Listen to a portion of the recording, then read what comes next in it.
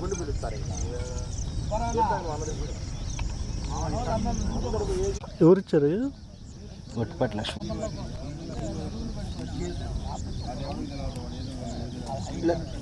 వచ్చింది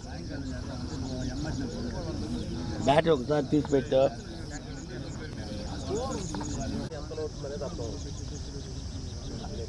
అదిగో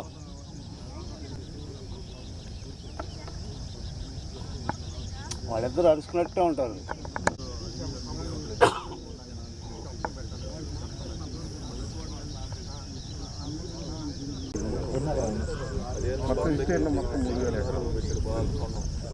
అతను దిగుతున్నాడు చూడు.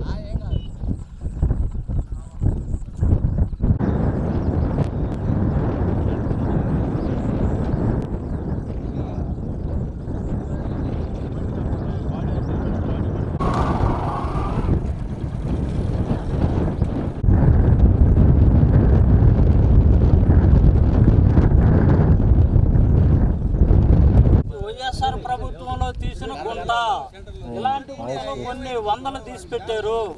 ఈ 100 అయింది. 10 అడుగులు ఉంటుందా? 7 నుంచి 10 అడుగులు దాకా ఉంటుంది. ఇంకా రమ్మను అన్న, మళ్ళీ చెప్పన్నా. ఇదిగో అన్నా, ఇప్పుడు చెప్పు. ఆడే ఉండు. నేను సాగునీటి సంఘం ఇందాక చెప్పి వైఎస్ఆర్ కొంటానే. వైఎస్ఆర్ ప్రభుత్వంలో తీసిన పెద్ద గుంటలు ఇలాంటివి దాదాపుగా కొన్ని 100 గుంటలు తీయటం జరిగింది. ఈ గుంటల్లో వచ్చిన ఉప్పు నీళ్ళ వలన మాగాడి రైతులు మాగాడికు చాలా నష్టపోవడం జరిగింది. దీన్ని బేస్ చేసుకొని మేము అతి తక్కువ లోతుతో తీసుకుంటున్నా కానీ మమ్మల్ని అభ్యంతరం పెడతా వాళ్ళు. ఎందుకంటే ఇవాళ జనార్దన్ చేసినటువంటి 60 లక్షల రూపాయలు కేటాయించిన దాన్ని ఈ చెరువు మీద ఖర్చు పెడితే ఈ మంచి పేరు వాళ్ళకి వస్తుంది అన్నటువంటిది వాళ్ళకి మింగుడు పడక దురుద్దేశంతో ఉద్దేశపూర్వకంగా తక్కువ లోతు చేస్తున్నా మాకు దుష్ప్రచారం మొదలుపెట్టి చేస్తున్నారు. కనుక మీ మీడియా సోదరులందరూ దీన్ని గుర్తించి దాన్ని తీశారు, ఫోటోలు దీన్ని తీశారు. రైతులకి, ప్రజలకి, నియోజకవర్గ ప్రజలందరికీ కావాల్సిందిగా కోరుకుంటూ. ఎన్ని అడుగులు ఇది? 10 నుంచి 15 అడుగులు ఉంటుంది లోతు. ఆచార్య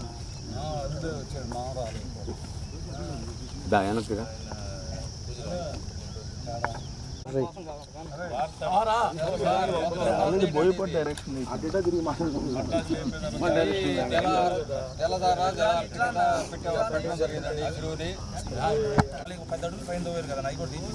నన్ను వేడకట్టు ఎందుకురా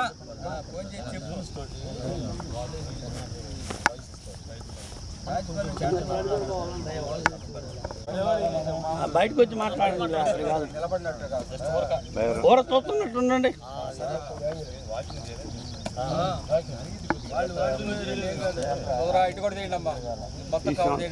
ఎంత అయిపోయింది? ఈ పక్క కూడా ఈ లెవెల్ వచ్చేటువంటి ఈ లెవెల్ కూడా ప్లీజ్ ఏమనుకోవాలి. ఈ లెవెల్ తీసేవాళ్ళు. నా పేరు శ్రీనివాసరెడ్డి, అల్లూరు. రైతు ప్లస్ కొన్ని సంవత్సరాల నుంచి పార్టీలో సీనియర్ నాయకుడిగా పనిచేస్తూ ఉన్నాను. గత సోమవారం రోజు, బుధవారం, మంగళవారం రోజు వాళ్ళు వైసీపీ నాయకులు ఇక్కడ తీసుకొచ్చి విలేకరుల సమావేశం పెట్టడం జరిగింది. అన్ని విషయాలు మా వాళ్ళు చెప్పడం జరిగింది. నేను పొలిటికల్గా ఈరోజు మట్టలు తీసుకున్నాను. వాళ్ళు ఇక్కడికి వచ్చి ముందర అర్జీ ఇచ్చారు గ్రీవెన్స్లో. 5 అడుగులు లోతు అవుతున్నారు. ఆ లోతు అయితే ఉప్పు నీళ్ళు పడుతున్నాయి, దాంట్లో గుంటలో పడి గ్రామస్తులు సరిపోతున్నారు కాబట్టి మట్టి తోలకు ఆపమని పెట్టడం జరిగింది. కానీ ఇక్కడికి వచ్చారు. మళ్ళీ అక్కడ గ్రీవెన్స్ అర్జీ ఇచ్చి మళ్ళీ ఇక్కడికి వచ్చి ఇక్కడ విలేకరుల సమావేశం పెట్టాడు. ఈ మేము తవ్విన గుంటకి అడ్డంగా నిలబడే గుంట కనపడకుండా విలేకరుల సమావేశంలో నాయకులు మాట్లాడారు. 2-3 రైతుల చేత మాట్లాడిచ్చారు. కానీ ఇక్కడ జరిగింది ఏంటంటే, వాళ్ళు అడగటం మెయిన్ ఏంటంటే ఈ పథకాన్ని దేంట్లో పెట్టారని అడుగుతూ ఉన్నారు. మెయిన్ సాక్షిలోనే వచ్చింది ఈ పథకం ఎలాగ రైతులు ఉపయోగించుకోవాలా, ఎలాగ చేయాలని. కనీసం వాళ్ళ పేపర్ చదువుకున్న వాళ్ళు ఇక్కడికి వచ్చి మీడియా సమావేశం పెట్టి ఎంతవరకు ధర్మం అండి?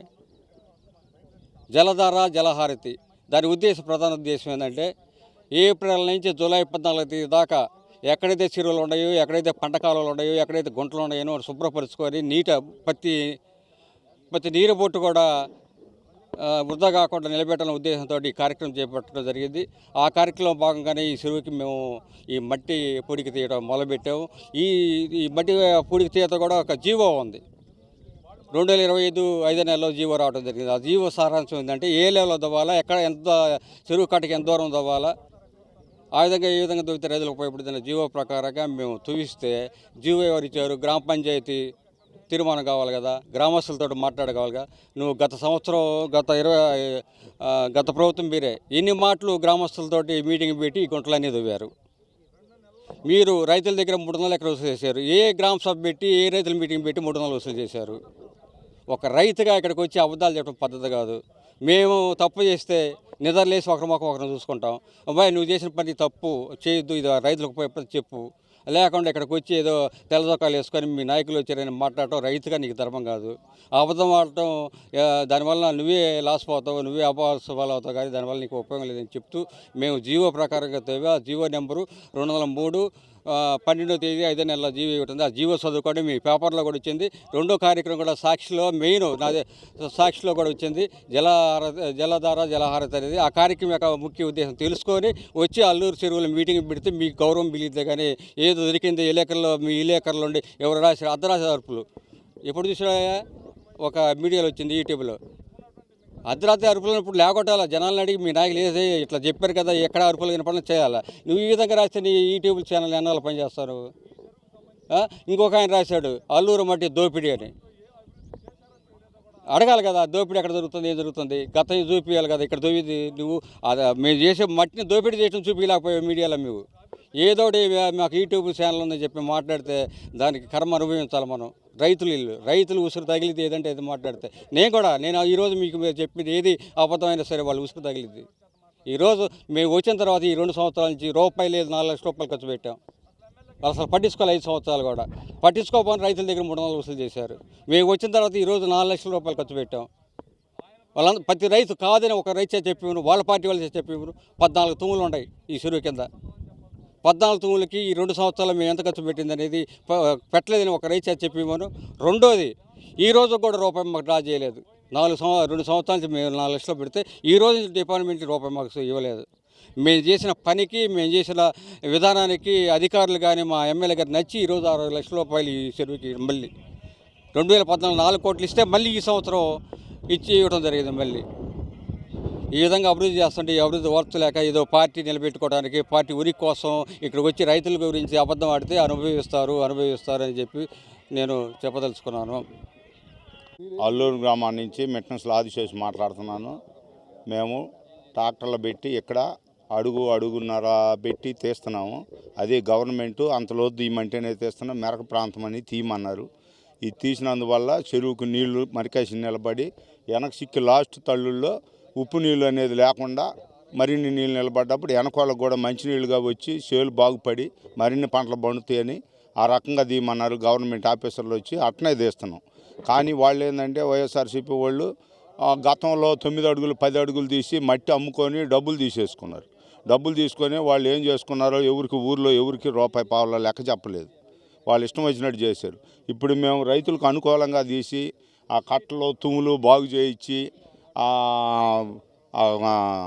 అలుక్కాడ కూడా కొంచెం లాకులు గీకులు పెట్టి అన్ని సిస్టమ్ చేపిస్తుంటే వాళ్ళు ఓర్చుకోలేక ఇట్టా అనవసరమైన మీడియా ప్రచారాలు ఇస్తున్నారు. అందువల్ల ఇది రైతులకు అనుకూలమైన పని అని మేము చేస్తున్నాం. ఇట్లా